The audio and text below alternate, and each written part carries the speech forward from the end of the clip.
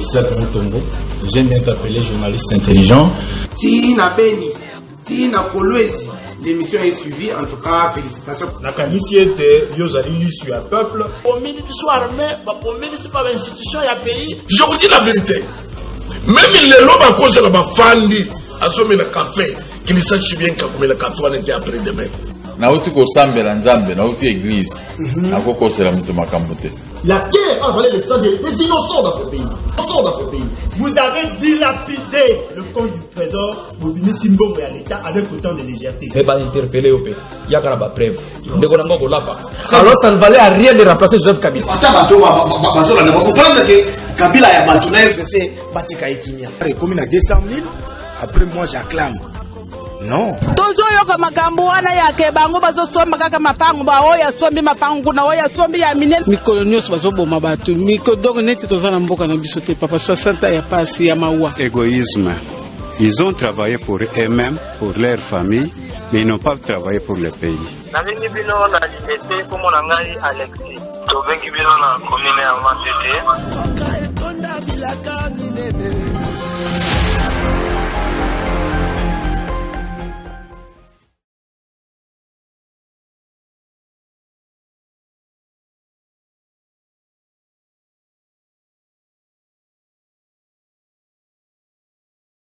Émission devant les Congolais, émission tobetaka mingi masolo na kati ya République démocratique du Congo, bana Congo, l'émission du peuple vient de commencer.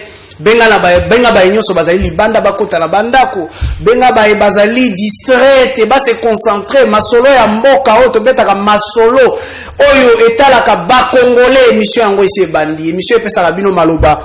To solo la ngai na bino bandeko bazana plateau na bino batu bozali na ndako na epesa bino ete to lekaka bino maele te. To beta kabiso to zika ka occasion ya na plateau. Kasi na kati na bino pe bato maele bazali. On a fongola na téléphone. Pona koyoka pe bino bolobi nini. Population congolaise a ko penser nini. Biso to zali ko réfléchir awa to réfléchir na bino ensemble. Bande ko na ngai ba sujet d'actualité zali bongo ebele boyoki séminaire ya gouvernement. Ba warriors ba kendaki kuna kokutana de manière séminaire et renforcement et la capacité. Est-ce que ces séminaires a vraiment sa raison d'être? Tokomeka kobeta pe moi lisolo na yango en passant. Tokobeta bongo lisolo ya batata bakonzi ya ba église batata la biso église ba le biete babandi déjà ko zo ba menace. Qui menace l'église pour la communauté la biso mokonzi oya ko diriger seni nani penza sali ko menacer? Qui veut déjà préparer la tricherie? To komeka pe ko beta lisolo na yango liboso to ya ko fanda penza na oyo etali na oyo etali bongo économie à République démocratique du Congo to bandaki yango la fois dernière na ndeko Aristote Ngarime to ko beta lisusu lisolo na yango lelo. Kasi ndenge lelo tozui un invité oyo azali proche ya hôtel de ville de Kinshasa na ndeko Jantiningo Bila lisolo ya ville province de Kinshasa ekoleka te boyebi ete tolekisaka yango te pasi bakongomani bazali pe bongo concerné na kati ya makambo etali ville province de Kinshasa bosoto kini propre kini nini toza kobeta pe masolo yango bandeko na ngai émission ebandi nani na yambeli bino lelo pona kobeta masolo yango ezali bongo ndeko Academia et Mango ndeko Academia mbote na mbote ndeko na ngai esengo ya lelo kozala liboso ya population congolaise. Je n'ai qu'à leur remercier, à leur saluer. Zikape tonda nzambe na souffle de vie, azopesaka du jour au jour, seconde par seconde. Il est à côté de nous pour nous fortifier, nous consoler. Et puis, sans être ingrat na bato oyo bazo diriger biso na mboka monene oyo, je m'en vais saluer le président de la République, son Excellence Félix Antoine Tshisekedi. Et puis, sans oublier oyo azo chapeauter ville à Kinshasa, son Excellence Jantiningo Bilambaka. Je ne peux pas aussi être ingrat envers vous. Na émission malamu oyo ambibiso na pokwa oyo. Merci beaucoup. Je crois bongo na motuna na ngambala moko ya liboso avana zwande ko ya mibale tozali na ye na habitué de ces plateaux. Tango za ko saluer Jantiningo Bila, vous à l'aise? Très fier. Qu'est-ce qui fait votre fierté Nathan vous saluer? À l'aise que tu as monsieur Zamabé, trop fier même, trop fier. Nous avons salué en tant que d'abord autorité suprême à ville à Kinshasa. Nous avons fort bazo fournir du jour au jour, malgré les difficultés, les bâtons dans les roues. En tout cas, bazo tout appuyé à bango kakata na ba salutation na tabongo nanu. Donc est-ce que vous pensez que les Congolais, principalement Bakinois, bazali pe fier loko la yotango ozako saluer Gentini Ngobila ou peut savoir honneur ou ananyo soko pe ça? Ce n'est pas tout le monde qui doit être fier comme moi, mais nous voulons que tout le monde soit à l'aise dans son pays, dans sa ville. Merci beaucoup. Troko Manesi Kawana. Ndeko MC Balé, vous l'aimez bien. Il s'est dit être toujours fidèle à PPRD. Il est fidèle à PPRD. Qu'est-ce qui fait sa fidélité à PPRD? Mais attention, à l'objet il y a PPRD opposition. Ils ont dit bon ndeko Aristote Ngari Mendeko Aristote Mbote na. Mbote ndeko Isaac. Mbote na bandeko so bakula nange sika bazomi. Mbote merci na ndengo ya minga susu na émission alelo. Avant toute chose, permettez-moi de présenter ma condoléance dans la famille à jeune Oyo étudiant azalaki assassiné et pas un policier parce que bayokanité makamota li kashine. Ma décision populiste irréfléchie zomaki na makamota li kashine ta leloyo étudiant à Koufi. Donc naebi ça fait quoi qu'on perdre un enfant, qu'on perdre un jeune ozaki à venir à toute une famille. Donc je pense que famille wana et là qu'on remplacer mes condoléances le plus attristées.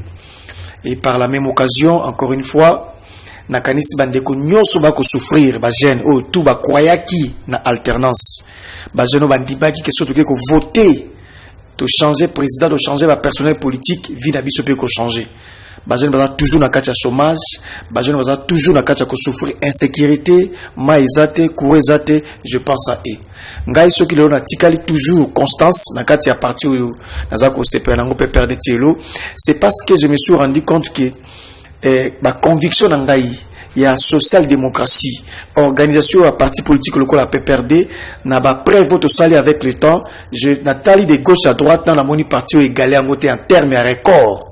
Omoni bande ko na biso IDPS ba prometaki biso moze merveille. Lelo yo soki na tuni de ko IDPS ba pesa biso eloko nyoso balaka ki peuple pendant la campagne électorale.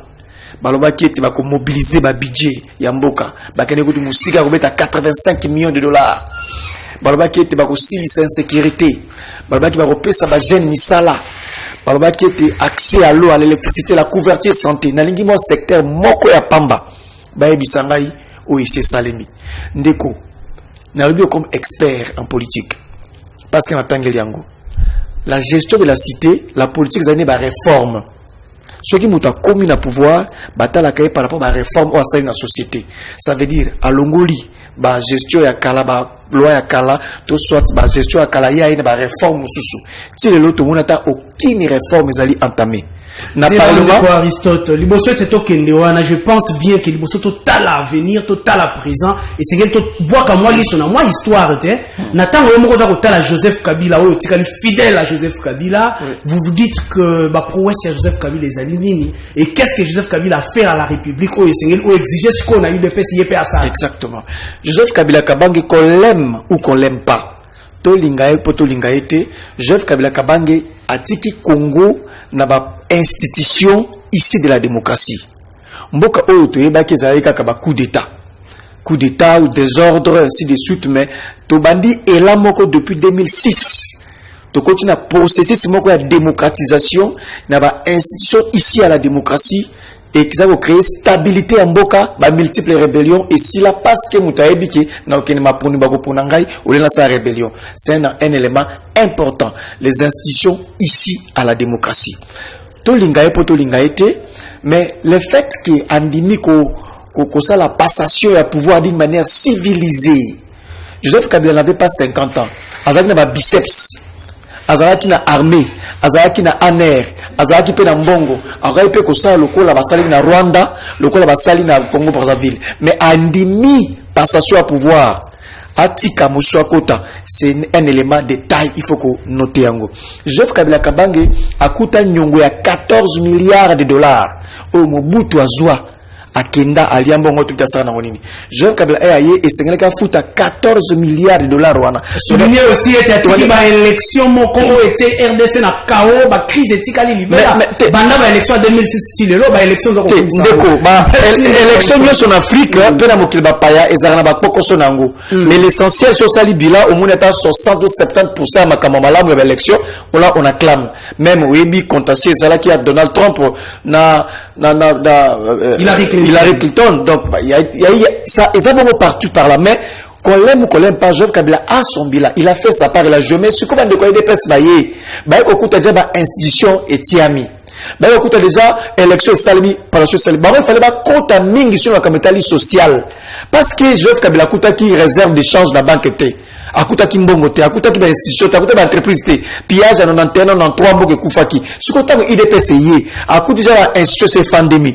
Pourquoi peut assez vaser plus le social? Le social, c'est tout un problème. Sur le moni jeune, ako CP là, le va engager dans le bureau politique. Dans un cabinet politique, il m'a comme ministre Moazoye. Mais jeune oiseau, ça sali document boui, à qui a déposé une entreprise va engager dans la nata 50. Merci Aristote Ngarime, Toromeka Robert ali solo ya ngomi kolezali koya parce que on est dans le livre Mobimba sur le bilan il y a Joseph Kabila, Toroyeba na mikolezali koya, que s'était-il passé aujourd'hui, nous vivons quoi na mikolezali koya, to keibongo to koti siko penza na 1 heure d'antenne na biso ya Robert d'abord li solo etali séminaire ya gouvernement. Est-ce que séminaire wana ezalaki penza na raison nango ya kozala 3 mois après? Qu'est-ce que les Congolais attendaient? Est-ce que les Congolais attendaient un séminaire du gouvernement pour la kosala bongo remise à niveau ndeko la biso academia? Est-ce que séminaire wana ezana raison d'être na yango? Ndeko, avant na koma na question na yo, na préféré moi coup de balai mouké au moni ndeko Aristote que j'aime beaucoup. Alobi moi makambo ebele, mais c'est que j'ai retenu oye salinga pena pasi. Heureusement que je vis et je vivais na mboka oyo. Ndeko Joseph Kabila a vu pouvoir Lelo Fachi, son excellence Fachi Azana 3 ans. Si je ne me trompe pas, 3 ans. Donc, vous poussez vers 3 ans. On a passé 3 ans pour Naya na idée naïe. Ce qui te suit, Joseph Kabila Sala qui 3 ans à pouvoir, je ne vois rien. J'ai bonne mémoire, je ne vois rien. Donc les 3 ans de Félix Tshisekedi, il quitte 3 ans à Joseph Kabila. Il est quitté peut-être éco-provoqué, mais 3 ans à Kabila, il n'a rien foutu. Il a eu pouvoir. Donc, Tozana ya wakotangi langue lema, oyo déjà ya ki nango dans 3 ans. Alors, tango de Josué pays, oyo déjà mutu a police qui a baby saki nde na lobaka même vilo biso tozwi lelo to hérita ki ya na maboko kimbuta, kimbunda, ainsi de suite, ba otu ba leta. Tozongo déjà déclassé, Congo République démocratique déclassé.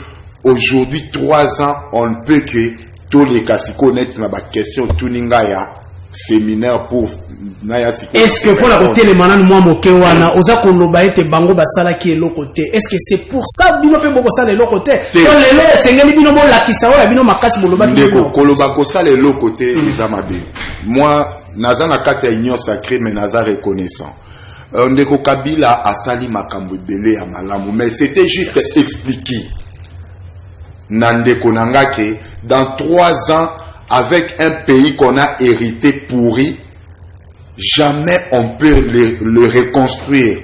Tokoki lisusu komati sango te dans 3 ans. Tozwa mboka o déjà à peu près 18 ans basali makam oyo te ke batikeli biso plafond.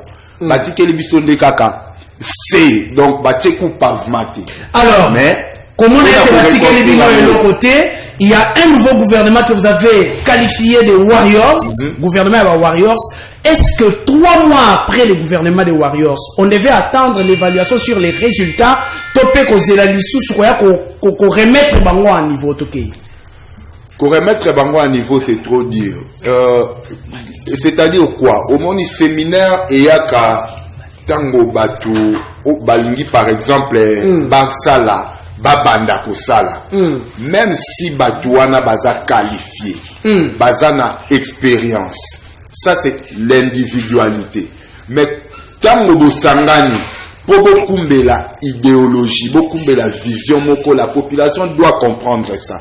Et que c'est nini, vont ensemble pour comprendre tout le monde. Chacun a comprendre maintenant la vision. Il y a moto oyo azo kumbela bino. Chacun mutu tout bazouana dans le gouvernement, aza licencié, aza docteur, c'est-à-dire qu'ils sont intelligents. Mais séminaire tant c'est pourquoi? C'est pour mettre tout intelligence. Mais ça ne se fait pas en fonction, mon frère. Ça devait se faire bien avant tant que le bien était gouvernement, la Warriors. C'est pour se mettre au travail. Non, comme séminaire et Kokyo Salema, même après 3 ans, même après 2 ans, pour peut-être recadrer l'intelligence, Warriors. Ce n'est pas ça qui peut exclure leurs Warriors. Merci beaucoup. Donc, pour Bangoba Tambolanzela Moko et Sengeli du premier ministre Asalani, injecter Siko le Bango tout, piqûre naé pour comprendre les sous Merci beaucoup. Je reviens à vous sur le même sujet. Que Bazab incompétent. Non. Donc il faut pas tout ligne sans sa séminaire premier ministre Merci beaucoup. Ndeko Aristote Ngarime, gouvernement des Warriors. Ok, te Warriors, on va remettre Bango à niveau pour imprégner un peu vision.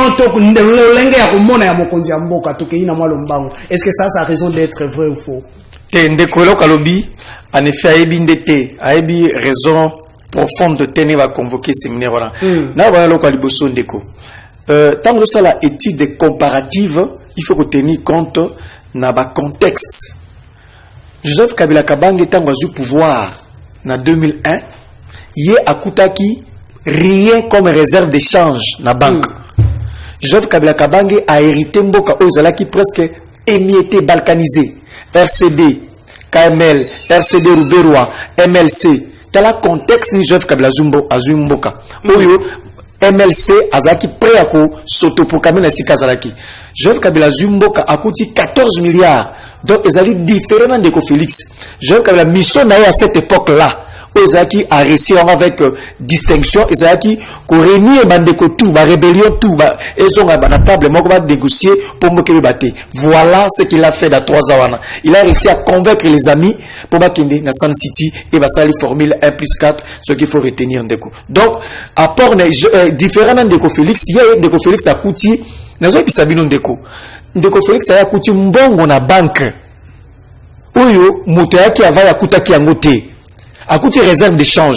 Ndeko Félix a coûté ba institution ici de la démocratie. Yesu Makamakoluko a instauré coup constitutionnel à Gosala Ngosité. Ou a coup de cassation à coup parce qu'à coup de ça ba cours et tribunaux tout est tiami déjà.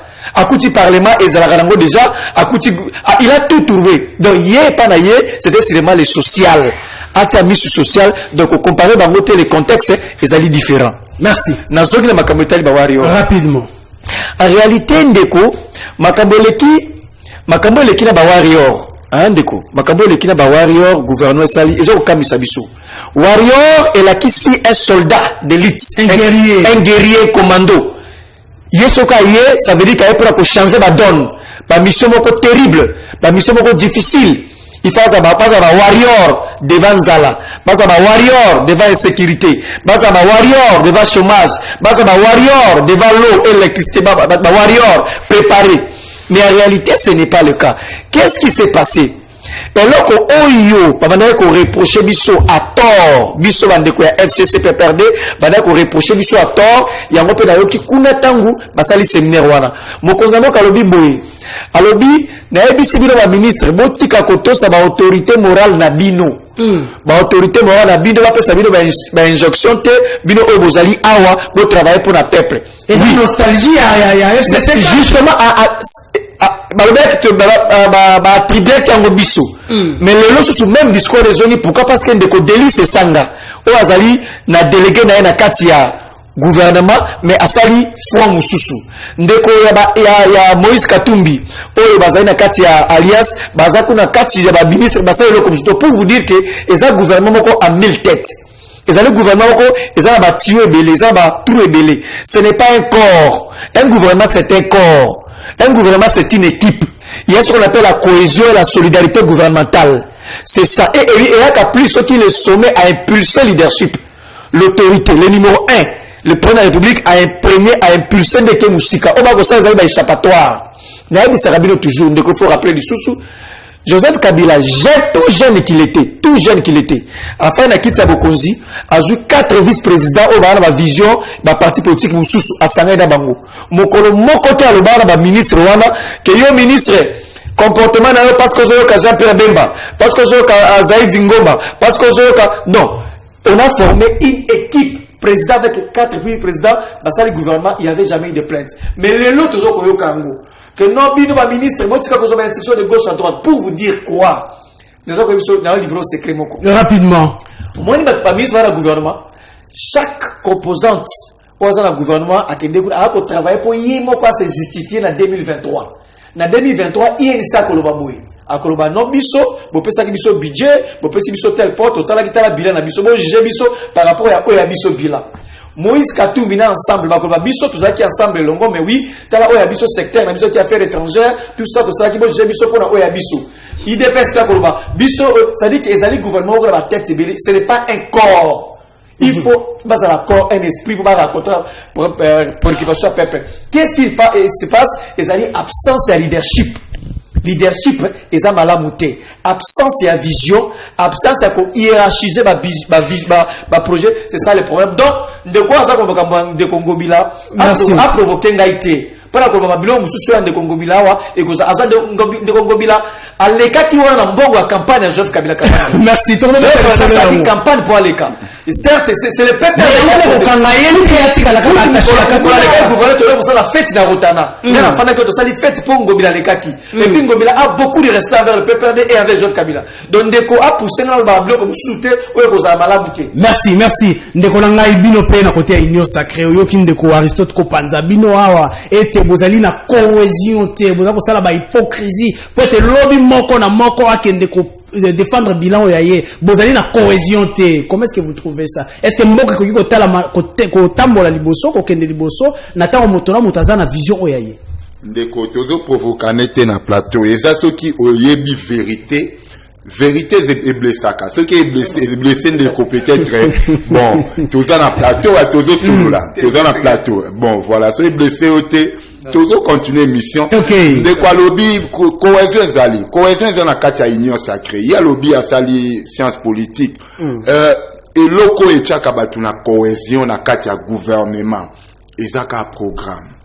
programme ya gouvernement il y a qu'un seul programme vrai ou faux ndeko zawa est-ce qu'il y a des programmes il y a un programme d'un ministère tel non c'est le programme ya gouvernement. Celui qui est leader de ce gouvernement, c'est le premier ministre. Tête naé, président de la République. Président de la République a sali vision ya union sacrée. Bande kone mususu ya pe perdre bazana kati. Ils ont jugé bon ba conduire, ba appuyer, ba soutenir vision ana parce que pona kotonga mboka ezo senga kozala uni. Alors, cohésion oyo ya zoloba wana na ebité il faut basala nini? Pour base de cohésion. Mais ce n'est pas lui, c'est le chef de l'État qui dit Sengeli Boye. Apparemment, dans ma propos, il n'y a pas de cohésion. Le chef de l'État, ce qui a le bakindengana, c'est-à-dire quoi? Ezaka kobenda matoyi, il y a bango, il y a ba ministre nae. Mais c'est-à-dire ezate que cohésion ezate non. Cohésion ezaka programme ya gouvernement. Programme de Yangwana cohésion. Mais attendez, ce qui a été promis, est-ce que Ezala qui que après chaque 3 mois, tu as qu'on remettre à niveau, toi après chaque 3 mois, tu as qu'on la évaluation. Et tant que tu as ça l'évaluation, nous attendons sur Madame Warriors, nous attendons les sanctions, à kokite, à quoi, à kokite, à remplacer. Ce n'est pas ce que la population attendait. Est-ce que ba kokite to bazande ko redresser bango bakotande na c'est qu'il y a des résultats bakotande na vision ya chef de l'État. Ce n'est pas question de 3 mois après ça nini exactement batu bazotambola même Joseph Kabila un jour je me rappelle ayebisaka gouvernement mutu na mutu ata la parti politique na yete asala musala pona mboka tango baya ko sala sur gouvernement après dialogue moko awa eza mokonzi ya mboka eza maloba oye fo ayebisaka batu pona ye Donc ce n'est pas dit que ce mokonzambo kalobi bongo, c'est-à-dire que cohésion est. Merci. Il y a eu déjà quelques bateaux, peut-être bangiba basa là-bas déraper moukeye mokonzambo kalobi non, Premier ministre, il faut convoquer séminaire poto recadrer les sous bien, mais ce n'est pas que cohésion est. Non. Merci beaucoup. Ndeko Aristote qui ne connaît à recadrer makambo pona koloba ete yonde on comprendre ma bé. Mais liboso te la pesa autant rebondir un peu. Ba tata à église balobi ete bazali ko subir ba pression. Comment est-ce que aux yeux yango message yango est-ce que c'est s'attaquer au pouvoir en place, c'est s'attaquer aux politiques? To bango mo konde ba ko banga déjà. Non, ndeko. Il faut pas qu'on s'attende molio qui va attaquer l'église. Non, c'est pas bazar ko attaquer le pouvoir en place. Ndeko. Na ina expliquer ndeko nangai ya union sacrée. D'abord na éviter siège à union sacrée za wapi. Union sacrée tambola na mallette. Siège dans za wapi. Basala déjà charte nini, comment va s'organiser à secrétaire général, comment est-ce que si le plan formel, formel, bazarano ndenge nini. Ça je sais pas, peut-être à cause on va expliquer biso. Mais encore de ndeko. Vous voyez biso kalobi qu'il y a pas un problème au sein union sacrée, mais na ko biso ndeko afanda dans la planète mususu. Ça rappelle na Kinshasa te.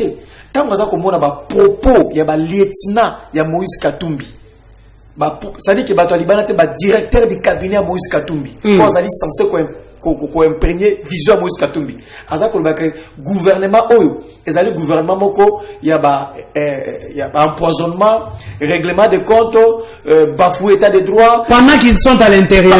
Parce que aza na kati aza na bi que ça tout ce que baluka qui pour état de droit salema, tout ce qu'ils ont fait comme programme, ce n'est pas oza ko salema. Mutalobi Olivier Kamitatu, directeur du cabinet à Moïse Katumbi.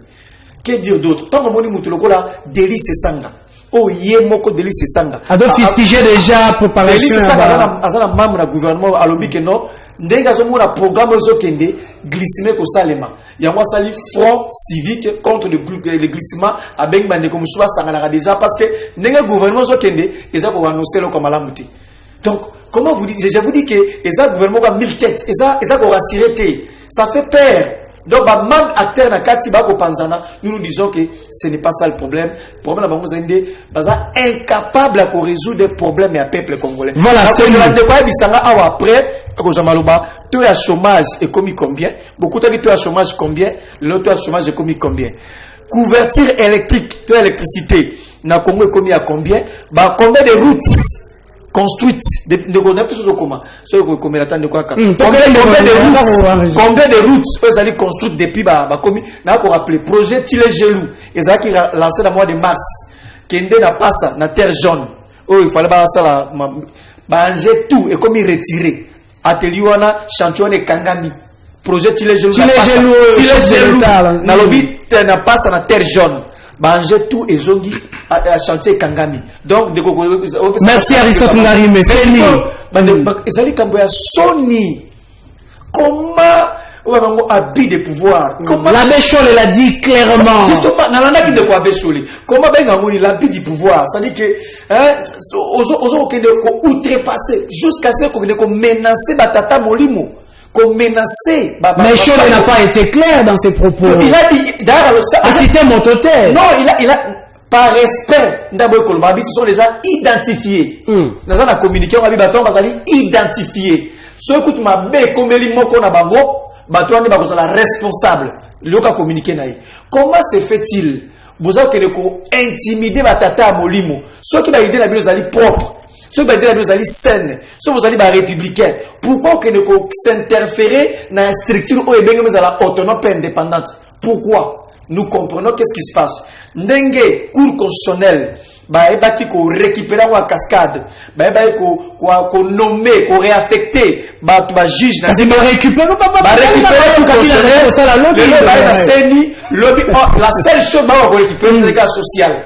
Social le kunande, ceux qui va récupérer cour constitutionnel pour la bisotami, alors soit récupérer sanitaire, alors bon social à peuple, et bon chômage, et bon sécurité. Kuna problème na profiter de l'occasion pour na encourager batata mulimo pour une fois bango tout inanime à ta église de réveil bazaki kuna bakimbangiste na moni bango de bango tout ba confesseur religieux tout ba fandi ba signer basali communiquer ba bi to ali menacer na pouvoir ya président Félix Tshisekedi ba conserver comme menacer merci Aristote merci écoute to cédé bango yango to ko kamwa to lobi si c'était ça alternance oyo to lukaki pour qu'on menacer l'église catholique, qu'on menacer la confession religieuse, pour qu'on imposer Moutou, pour élection ça. Merci Aristote Naribe. Merci beaucoup. Ndeko Academia, oyoki ndeko Aristote ako tindika o penza na mir pour na koloba ete binonde bato boloba ki lobby lelo oyo résultat ezali wapi. Et to kena seni makambo bino bozali ko telemela lobby malonda ceci bokomi lisusu pe bocha liso na côté ya seni. Donc apparemment pouvoir échanger na ngokaka bato me makambo échanger te to kaina mwalomba. Mais les lots de Aristote oyo lobby bando menacé église catholique a commis pour église catholique. Bon, moi je comprends les lots oyo ba okolo bana catholique rien. Bango ndenge bazabo peut perdre. Mais bango ba simbi catholique te peut perdre. Oh yo bosen makambo eleki entre peut perdre na bande ko ya catholique. Mémoire est à courte te au leto bando tanga ngwa peut-être choquer les sous ba catholique ba ya otomboke la bango. Mais pour un problème au yazo tunanga union sacrée sa vision déco au sali science politique une vision on ne peut pas avoir de siège pour une vision. Balancer vision, il y a union sacrée président de la République. Et ça ni regroupement politique, et ça parti politique, bon. Et comme on a siège, les bandits n'ont donné, n'a évité, magie mogozawana, magie zatin. Alors c'est un monstre. Oh, comment c'est un monstre? Est-ce que ça regroupement politique ou union sacrée comme on a siège? Comme oh là là. L'union sacrée, le président de la République a attiré tout le monde. Quelle est la nature juridique il y a union sacrée? Le président de la République, suis-moi papa, il a appelé tout le monde à s'unir pour Poto Zouamboka, na place au Kabila Zindisa qui a moto tombola. Mais jusque là, Binoka Kande bozo continuer ba bâton dans les roues. Pona na likambo basango. Rapidement. Ngai naza franc na lobaka nanga vérité. Vérité nde oyo ko blessé. Basango soki bazo loba makambo ya ba menace tout consort. Na kena onzela mususu. Batika. Basango ngana conseiller bango je suis franc avec eux Bazali Basali Nzambe. Ce n'est pas seulement les sango si c'est toute la confession religieuse congolaise. En tout cas Batika. Batika Seni Evan Banango. Ceux qui déjà vont menacer Bango Bongo en tant que serviteur de Dieu, ils n'ont qu'à laisser. Ah bon? Oui. Et les droits, bah pesi bango na mobeko ya kosala ou ba kosala. Mobeko nini. Ceux qui le lo ba ko changer pe mobeko change amaka. Le lo ba ko lo ba pe basango te basango bazana kati bazana kati ani. Est-ce que bozo bangate kina ndenge tozali kokende makambo tomona kina malonda awa makambo tomona kina belé awa ezonga lisusu pendant que boyaki boyebi ete président de la République la zela ndeko na ngai pendant que boyebi ete ba élection yememe biso ba problème ebele tozolo kwa tokende na ba élection na bato oyo bazali crédible bato bazali malamo est-ce que sengeli lisusu ko chaliso kuna politique a chaliso liso na kati ya makambo politique a kocha lisu te to encourager ngote est-ce que politique ni na chelisu yo poyo ki sangwa donc batata église ba kosi liso sango mena lobi na yo na pe perdre sango abandaka koloba lelo azoloba c'est pourquoi ngana oyebisa bango qu'ils abandonnent c'est clair batu bazaba ko diriger seni wana moi je le dis je le redirai tous les jours so natana bango sango sango alobaka ke baza menacé toujours n'a pas perdu. Oh. Peut-être on a changé français. Peut-être on a changé français. Merci beaucoup. Mais maintenant on a fait basango balobaki malu a konekaka influence a peut perdre. Ngoimulu ndalelo aza politicien ya parti ni. Akangami na makambo nini. Na kuna na est alobaki nini. Peut perdre. Merci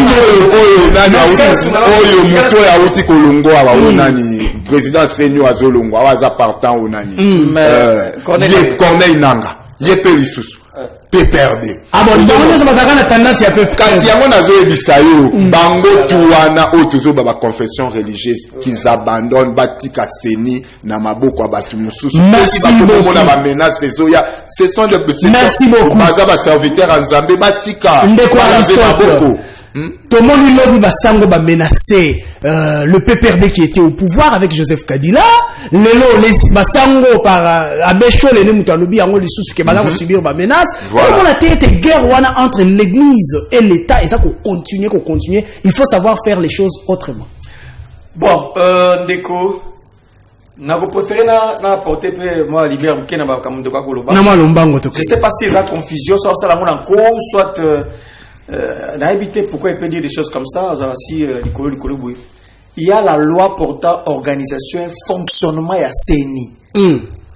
C'est toute une loi votée dans le Parlement, promulguée par les chefs de l'État. Donc tout ce qui se passe autour de la CENI est prise en charge par une loi. Et dans cette loi, la présidence de la CENI est réservée dans la société civile, vocation, ou soit volet, confession religieuse. Comment une loi est claire, on va se retirer? Parce que c'est la loi qui donne accès que la confession religieuse à la présidence de la CENI. Ce que la confession religieuse est menacée, intimidée, baebi kutu bato bato ya pouvoir autour la mokonzi mboka ba ko menacer bango balobi kutu soki moko na bango akufi ba ko zo bango des responsables pour ba menace. Mais si cela est sérieux c'est ça dans l'académie. Soki cela est sérieux et que bazali menacer baebi nzela ya justice ya kokende ko funda moto wana te. Pourquoi la base politique bazali batata ya molimo ba ko pelisa moto te. Kebi sinde bato wana batika pratique wana tata molimo yezana mutu ofunda nanu te asa moraliste akoteya akoprêcher akobenda ozonga na nzela so oza ko continuer nde akekuna. C'est ça l'église. Donc il faut respecter l'église catholique. Ndeko soki IDPS a réussir ko sala moi un pas na mboko comme na pouvoir, c'est notamment l'église catholique nda aider. Et IDPS c'est comment qui essoufflé dans mboka oyo. IDPS non seulement ça qui na mbongo te, il y a comme ça ba manifestation parce que pour ça la manifestation politique tout il faut ça là na mbongo. Comment ça pendant que Kabunda lobi yende asunga ki CLC avec 50-50 oyebi yango justement bazalaki église catholique après ça ba locaux ba moyen ebelé à soutenir bango ba CLC. IDPS a été fortement soutenu par l'église catholique. De l'eau, IDPS a eu côté le marathé, a menacé sur le sango, ou va soutenir, ils étaient soutenus par le prêtre. Donc, et ça n'a pas si. Je me dis que si c'est ça l'alternance, si c'est ça ce qu'on voulait faire mieux que nous, en tout cas, on a vu que c'est un recul. Tozongi sima toke libosote batamboli apla malonda zali muto pe perdre malonda kutu ba acte moko salité salema awa pona malonda oli ke bato akufaki pona ka malonda na mboka oyo malonda azali muto parti tel mais boni lelo to yiki comme CENI comme indépendante CENI comme autonome influence la politique ça kuna te boni ba sangba bazu que non tozali intimidé. Merci cher ami. Okokosa, mais il y a toujours, et là, vous n'étiez pas préparé pour le pouvoir. Vous n'avez pas un programme. Vous n'avez pas rencontré le problème des peuples. Le chômage, c'est ça que les Mélabino. Ennemis n'abîment les alliés perdétés. Ennemis nous alliés de chômage. Ennemis n'abîment les alliés de insécurité. Ennemis n'abîment les alliés de Kopesa Batukolia, Misala. C'est ça votre ennemi. Mais cela n'arrive pas par un coup de bateau magique, Aristote Garimé. Ça va arriver avec les temps. Merci. C'est pas ça le pouvoir. Quand on a le pouvoir, on ne se plaint pas. Oui, non, tu as le plein pouvoir. Qui nomme le premier ministre? Qui nomme les ministres? Qui nomme les généraux? Qui nomme les mandataires? Qui nomme les administrateurs de territoire? Même les bourgmestres, qui les nomme? Qui a le plein pouvoir? Même les ambassadeurs, qui les nomme? Alors, quand vous avez le plein pouvoir pour nommer, pour changer les choses, pourquoi ne pas le faire? Donc, dans l'émission de le chômage n'a combien le chômage est combien à combien chômage ça la image Simon pesa nanu image moko vidéo moko ezali wana jeune moko azoloba wana simande na zongeli bandeko bazana plateau pesa nanu image wana jeune asa koloba wana sima tozongi na plateau pona ko beta masolo na kati ya République démocratique du Congo simande na fongola libino pe téléphone to solo la toloba nini la kotambola nini ezali kotambola te vérité nde plateau na yango wana Simon image.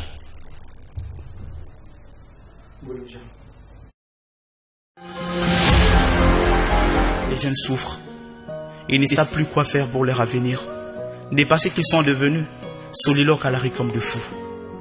Aujourd'hui, 90% de jeunes vivent du pari foot. Winner, un jeu de 6 et carte en bongo.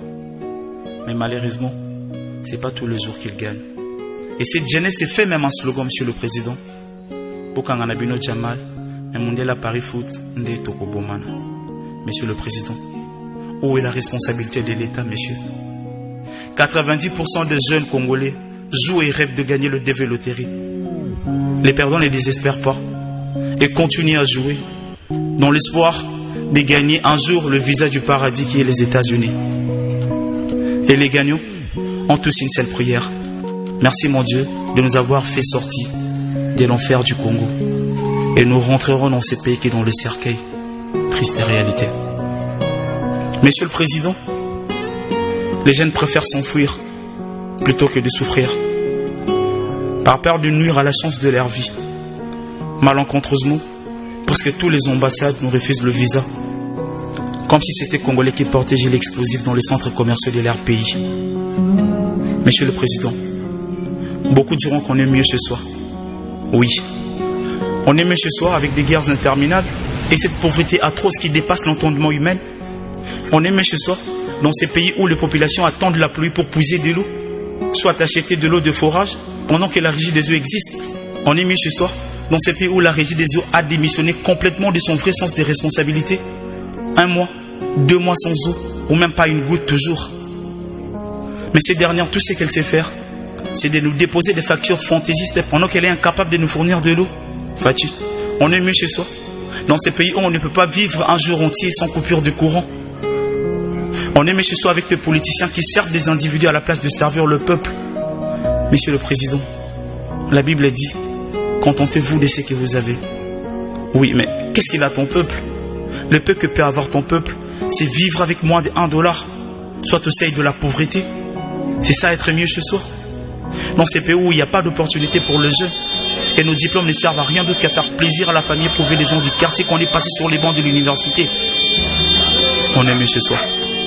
Dans ces pays où tu vas pour chercher du travail, on te pose la question de savoir si tu venais de la part de qui. Monsieur le Président, on est mieux ce soir dans ces pays où le médecin vous dit Mbongo Liboso, traitement Nassima. Les dollars ne fait que prendre son envol. 60 ans après l'indépendance, nous vivons sans carte d'identité et toujours avec la politique de la main tendue. 60 ans après l'indépendance, nous importons le gui.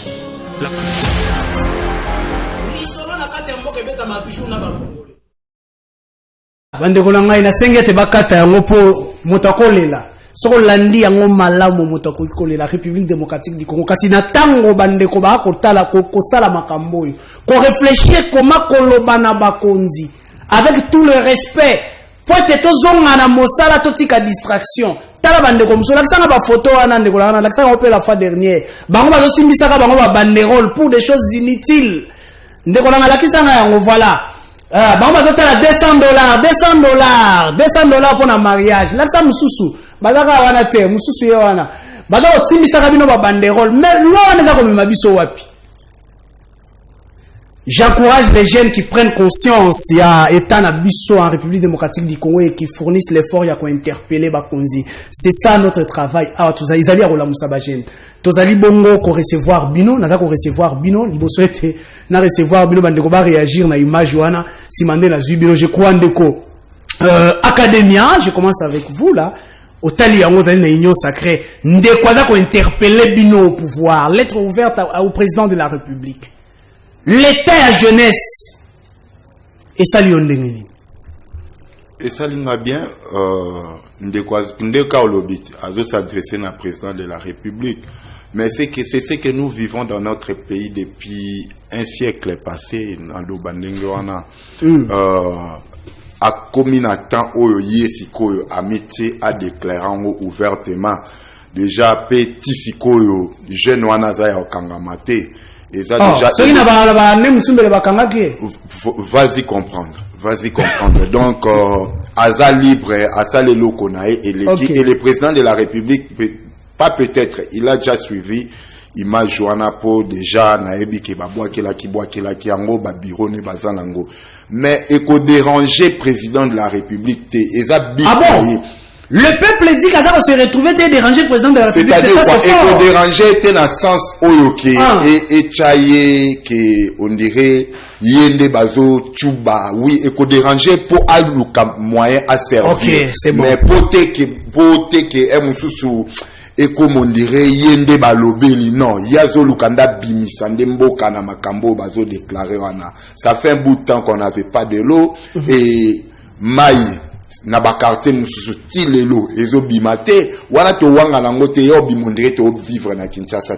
C'est ça le combat même il y a eu il y a président Fachi mais eloko ngaka na sengaka bande kona biso tuto edeye yango yazo belelaka unir pour la République démocratique. Merci beaucoup ndeko Aristote Ngari mewoki ndeko alobi ete makambo e bandi awate. C'est comme si source nango toza ko bossa na pona ko s'attaquer au président de la République. Ndeko, omoni moko nazalaka tenté à kolobaki certaines catégories à peuple congolais bazala complice na malheur na bango. Ah bon? Ba jeune mususu bazala complice na malheur na bango. Oli bazala trop exigeant envers bato ba ko gérer biso, oli ba sengela bango ebele, oka ba koloba non, Kabila nda mamboka oyo, Kabila 18 ans, soyez exigeant, Kabila fait sa part, le Kabila ne plus, total avenir. Qu'est-ce qui a changé?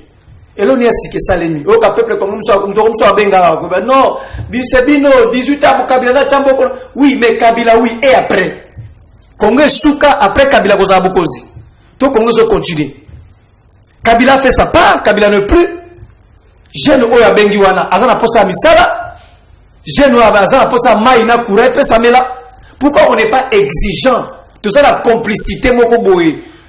C'est ça que je dis, j'ai l'impression que Bissomota avec beaucoup de légèreté. On laisse la exigeant. À 5 résultats, ma statistique a pessingaité. Il y a deux à chômage, comme Bisso, chômage des ala qui t'ont 10 000, chômage des ala qui n'a pas combien, on a combien, puis ma commission combien. Merci. Ma route, qui combien de routes, tout ça là qui, combien, tout ça là exigeant. Oh Kabila ne plus, vous avez le pouvoir. Pesa mai na pepe na ipen ça fait le 2 semaines na ipen mai za la raté ngai na yebi ipen mai za te na ipen bato ko benga ko luka mai komi problème na ipen ndeko ba priya biloko na wenzesi e mati na ko na ba liste ya priya biloko na ko tangela yo bakisi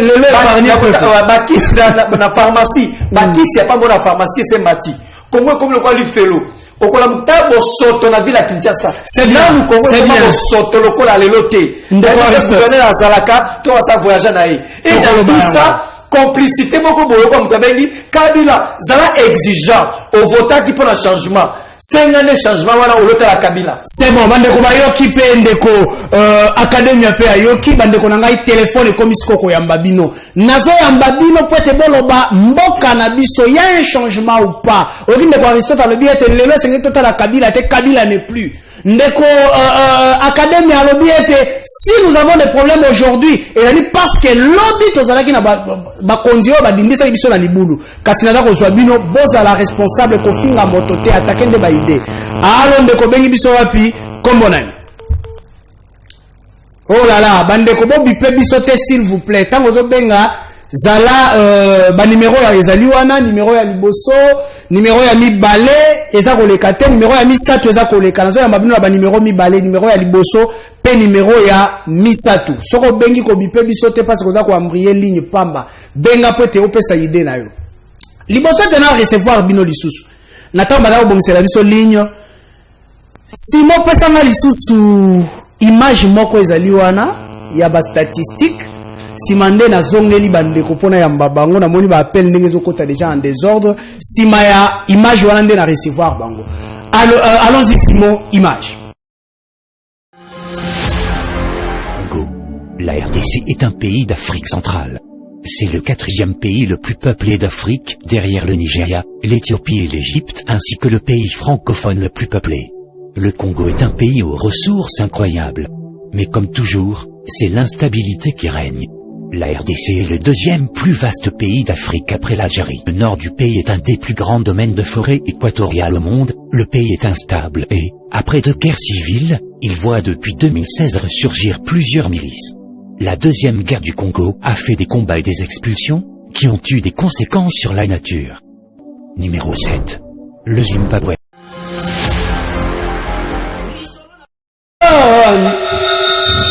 Simon pesa le sous deuxième élément si mandé tozonga to beta masolo na kati ya mboka na bandeko. Pesa na sous deuxième élément parce que wana to moni ba richesse ya République démocratique du Congo mais na ba richesse msusu to bossa naka. Mai. To na ba richesse msusu to bossa naka zamba to ke Simon image.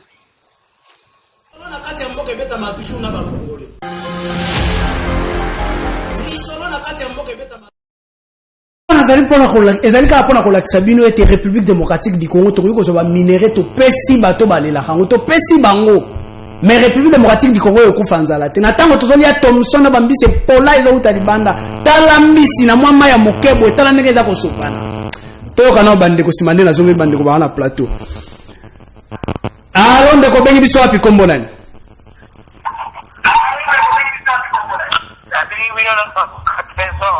oui ndeko na ngai réaction na wezali nini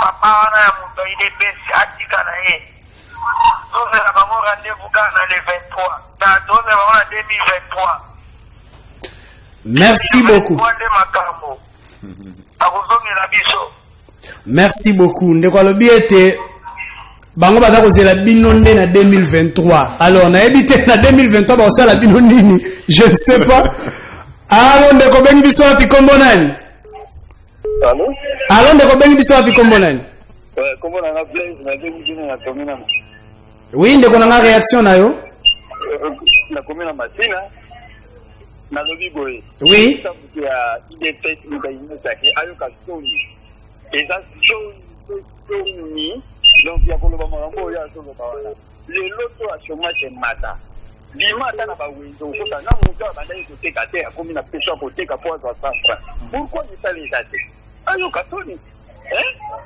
batuni question so ya chômage lokutaki ezalaki na combien bon oyo eza siko eza na combien akokoka koloba te pourquoi bayo kasoni tozela bango na 2023 tokutana kaka voilà wana ndeko azali koyoka bino ndeko academia na osepela bobenga bandeko na bakombo na bango tozana ndeko Aristote tozana ndeko academia ezali lisolo na kati ya mboka vérité nde vérité Platon na ngeza la bongo alo ndeko bengi biso api kombo nani alo ndeko tozoyoka yo na bengi biso na kan kombo na Joran na biboye oui allô oui ndeko tozoyoka yo oh là là, le frère est parti. To yambinde ko msusu. Alo ndeko bengi biso wapi kombo nani? Toza koyoka yo. Oui, alors, na bengi bino depuis commune ya Kinshasa. Oui, ndeko réaction na yo rapidement. Oui, réaction na nga c'est par rapport à makambo oyo ndeko ya Peperda azali koba. Azali kobosa na quelle situation oyo azali ko vivre lelo, ezali situation oyo bango ba créer. Alors on ne peut pas changer situation wana d'un jour au lendemain. Hein? Kabila nani Mobutu atika ba société oyo bango ba bebisa ba privatiser yango. Et lelo bazali ko ganga ke ba créer misala ba créer misala. Mais misala oyo ezalaki liboso. Aussi ba société ya l'état bo commission yango ya privé pour ko engager ka bandeko na bino bato farci na bino. Otika ba kilele ko ya ko distraire peuple congolais. Déjà. Voilà, merci beaucoup ndeko. Toza ko continuer tozi appel ya suka peut-être pour la émission na biso ya lelo. Oh là là, ba appel za ko kota na moni déjà perturbation nge banda halo ndeko bengi biso api kombo nani Allô oui ndeko toza okayo na bengi bino na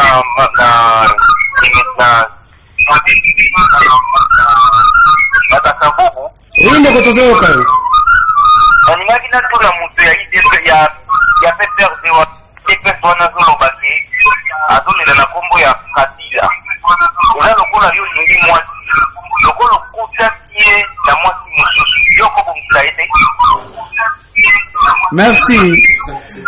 Merci beaucoup ndeko alobi ete ndeko academia bino bokuti mwasi okutaki mwasi azalaki na mobali mosusu ozwi ye ndenge oyo wana ndako faire souffrir ye pe faire souffrir ye oyoketa mituna bandeko bapele ezokota bandeko na ngai kasi komi kopusa na pembeni ya émission na biso je crois émission oyo totiaki yango ndeko Alain Bolojo azingaki azala awa mais azali un peu empêché tokobeta masolo na yango na mikolo ezali koya tokozwa na plateau na biso ndeko Alain Bolojo tokozala na ndeko Aristote Ngari mais il était programmé pour cette émission mais aussi ndeko Amisi Makutano de l'UDPS il nous a promis qu'il sera là tokobeta pena masolo ya richesse ya République démocratique du Congo tozali wapi touti wapi totako kende wapi essaye ba richesse on ezako profiter na nani tokobeta masolo yango je crois tokomi na suka ya émission ndeko academia oyoki population ozo réagir pe opesi mot de la fin na yo tozine de quoi Aristote émission na biso ici. Oui, population pe bazara na part na bango ya liberté d'expression tokoki ko en vouloir bango te ni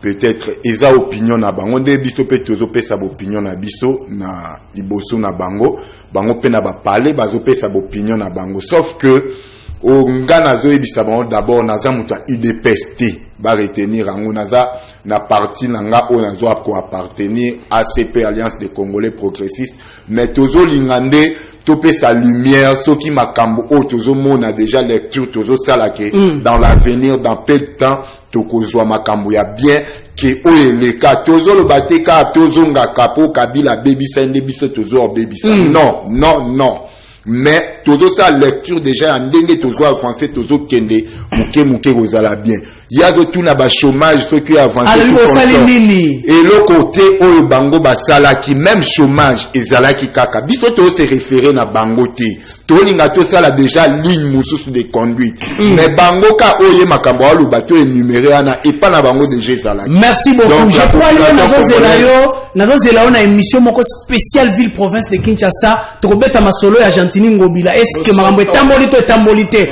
kin tozana kin bopeto to déjà kin bopeto tout va bien tout va bien. Merci beaucoup tokobeta masolo ya ndeko Aristote Ngari mais avant était au chlore na émission na biso ya lelo nalandi maman Zuzi wa Mbombo na réaction na yeta bolobi ete Mobutu n'a rien fait Kabila 18 ans tout ça lobi boy.